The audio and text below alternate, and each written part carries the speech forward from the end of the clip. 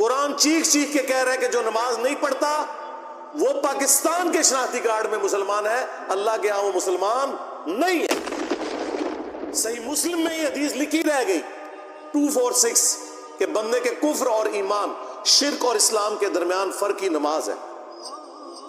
یہ حدیث مسلم میں ہی لکھی رہ گئی کہ ابن مسعود رضی اللہ تعالیٰ عنہ کہتے ہیں کہ جماعت کے ساتھ نماز پڑھنا یہ سنت خدا ہے، یہ تمہارے نبی کی وہ سنت ہے جو اللہ نے انہیں عطا کی، اگر اسے چھوڑ دو گے تو برباد ہو جاؤ گے۔ رسول اللہ کے زمانے میں اگر کوئی بیمار بھی ہوتا اور 2 بندوں کے سہارے مسجد میں آ کے نماز پڑھ سکتا تو اس کی کوشش ہوتی کہ میں مسجد میں جماعت سے نماز پڑھوں، کہیں مجھے منافق نہ شمار کر لیا جائے۔ جماعت چھوڑنے پر رسول اللہ کے زمانے میں سمجھا جاتا تھا صلی اللہ علیہ وآلہ وسلم کہ بندہ منافق ہے۔ صحابہ کرام کو، اہل بیت کو کب معلوم تھا کہ ایسی امت بھی آنے والی ہے جو آپ سے بڑا عشق رسول ہونے کا دعویٰ کرے گی اور نماز ایک نہیں پڑھے گی؟ تو وہ کہتے یار یہ تو بڑا آسان اسلام ہے۔ تو یہ حدیثیں تو مسلم شریف میں لکھی رہ گئی، پریکٹیکلی کس نے عمل کیا اس کے اوپر؟ یہ حدیث ترمذی میں لکھی رہ گئی کہ ہمارا اور منافقین کا عہد نماز کی بنیاد پہ ہے، جس نے نماز چھوڑی اس نے کفر کیا۔ یہ صحابہ کرام علیہ رضوان کا فتویٰ ترمذی میں ہی رہ گیا۔ عبداللہ بن شقیق تابعی کہتے ہیں کہ صحابہ کرام علیہ رضوان تارک الصلاح کے سوا کسی کی تکفیر نہیں کرتے تھے، صرف بے نمازی کو وہ کافر سمجھتے تھے، باقیوں کو وہ تمام غلطیوں کے باوجود مسلمان تصور کرتے تھے۔ اندازہ کریں، یہ ترمذی میں لکھا رہ گیا جناب۔ ہاں، ہم جب چیخ چیخ کے یہ باتیں بیان کرتے ہیں، لوگ کہتے ہیں یار یہ کس قسم کی باتیں کر رہے ہیں، یہ کہاں پہ لکھی ہوئی ہے؟ سرکار کتابوں میں لکھی ہوئی ہے۔ یہی تو ہم آپ سے کہہ رہے ہیں کہ مرنے سے پہلے اے مسلمان کر لے اس پہ غور، کتابوں کا خدا اور ہے، بابوں کا خدا اور۔ یہ حدیث ابو داؤد میں ہی لکھی رہ گئی کہ بچہ جب 7 سال کا ہو جائے تو اسے نماز کا حکم دو، اور نہ پڑھے 10 سال کی عمر میں اسے سزا بھی دو، اور 10 سال کے بچوں کے بستر بھی الگ کر دو۔ یہ ابو داؤد میں لکھی رہ گئی حدیث۔ عمل کس نے کیا؟ یہ حدیث ابن ماجہ میں لکھی رہ گئی کہ نبی علیہ السلام نے فرمایا اے معاذ، اللہ کے ساتھ شرک نہ کرنا، خواہ تمہارے ٹکڑے ٹکڑے کر دیے جائیں، تمہیں قتل کر دیا جائے، سولی دے دیا جائے، یا آگ میں زندہ جلا دیا جائے، شرک نہ کرنا۔ یہ پہلی نصیحت۔ اسی حدیث میں دوسری نصیحت، نماز نہ چھوڑنا۔ تمہارا اللہ کے ساتھ عہد نماز کی بنیاد پہ ہے، اگر تم نے نماز چھوڑ دی تو اللہ کا ذمہ اٹھ گیا تم سے۔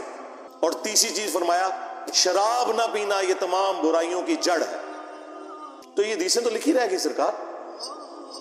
یہ حدیث مسند احمد میں ہی لکھی رہ گئی کہ نبی علیہ السلام نے فرمایا کہ نماز قیامت کے دن نمازی کے لیے دلیل، نجات اور نور ہوگی، اور جو نماز نہیں پڑھتا قیامت کے دن نہ اس کے لیے کوئی دلیل ہوگی اللہ کے حضور بچنے کی، نہ نجات اور نہ کوئی روشنی، نور جو پولیس رات سے گزرنے کے لیے قرآن میں آیا نا، وہ نور۔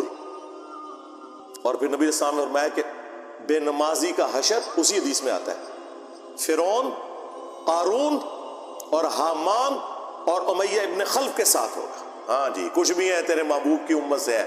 محبوب تو پہلے ہی بتا گئے ہیں کہ بے نمازی تیرا حشر تو فرعون کے ساتھ ہونا ہے، تیرا حشر قارون کے ساتھ ہونا ہے، امیہ ابن خلف کے ساتھ ہونا ہے۔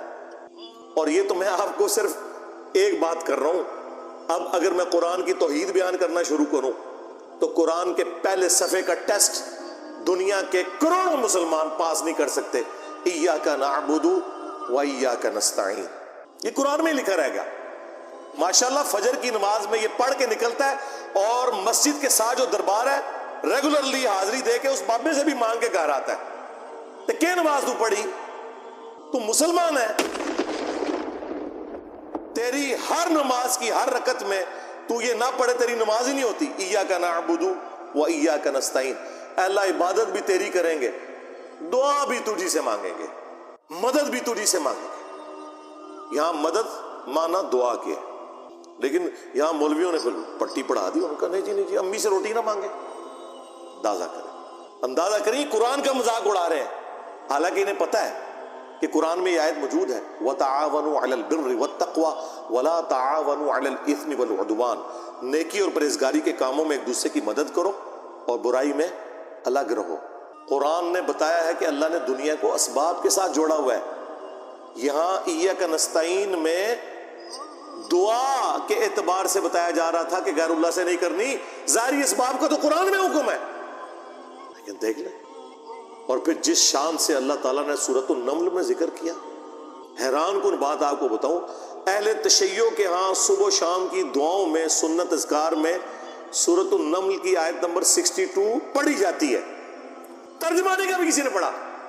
اور ہمارے جن اسٹوڈنٹس نے پڑھا جو شیعہ مکتب سے تعلق رکھتے تھے، کیونکہ میں نے اس آیت کو اتنی دفعہ کوٹ کیا، انہوں نے کہا ہم تو یہ صبح شام پڑھتے ہیں. ترجمہ پڑھا تو انہوں نے کہا یار یہ آیت پڑھ کے بھی سب سے زیادہ شرک ہم کر رہے تھے، کیونکہ اس آیت کے اندر کیا لکھا ہے؟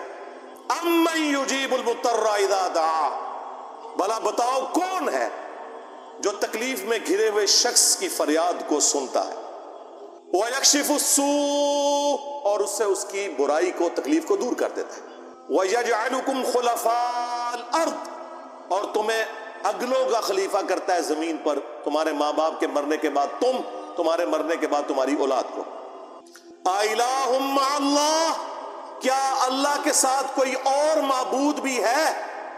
قَلِيلًا مَّا تَذَكَّرُونَ، لیکن بہت کم ہی تم نصیحت حاصل کرتے ہو. بالکل صدق اللہ العظیم، بہت کم لوگوں نے نصیحت حاصل کی.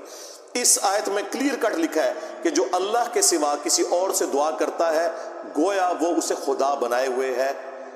یا علی مدد کا مطلب سادہ نہیں ہے، اس کا مطلب ہے کہ آپ نے مولا علی کو اللہ کے مقابلے پر خدا تصور کر دیا. نہیں جی ہم تو انہیں اللہ کا بندہ مانتے ہیں. نہیں جناب، قرآن تو یہ کہتا ہے کہ اللہ کا بندہ مان کے یا بغیر بندہ مان کے. جب تمہارا یہ عقیدہ ہے کہ اللہ کے سوا کوئی تمہاری تکلیف دور کر سکتا ہے، جی پیچھے اللہ ہی ہے. اچھا اللہ پیچھے رکھ رہے ہیں.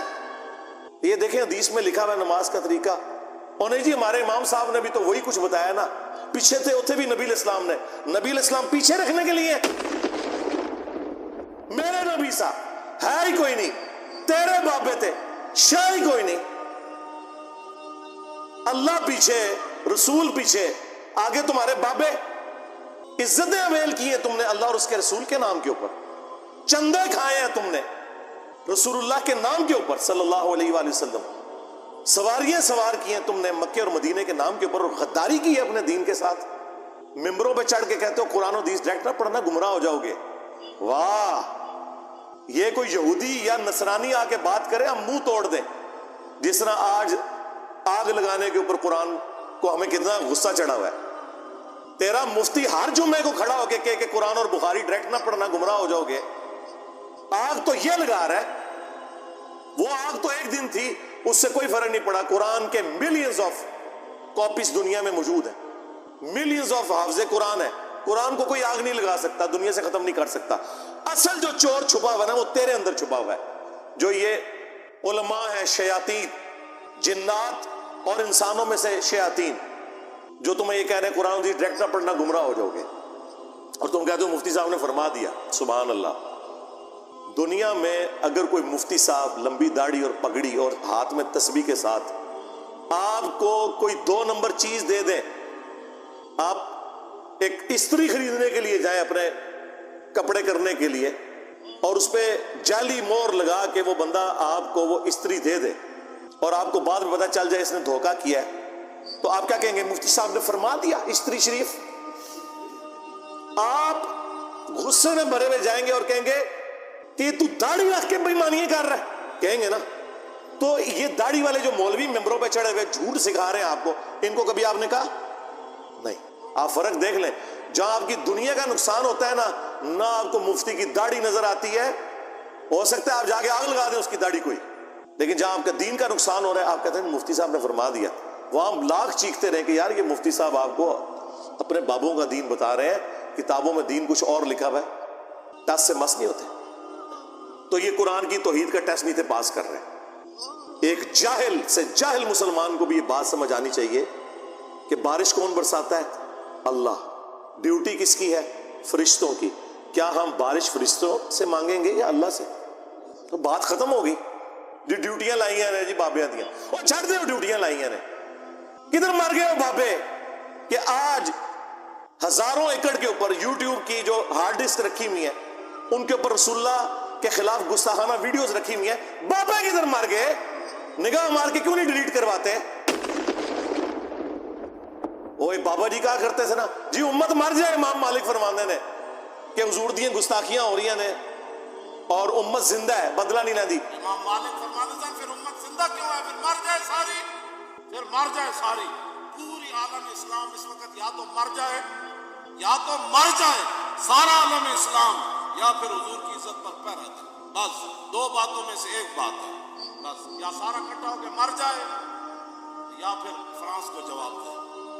میں نے کہا تھا بابا جی رک جاؤ، صبر کرو، تو آڈے ہوتے کوئی اور شاید اللہ نے چھاڑ دیتی ہے.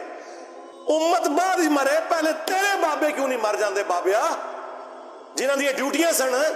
غوث کتب ابدال، انہوں نے اپنے نبی کا کلمہ نہیں پڑھا ہوا؟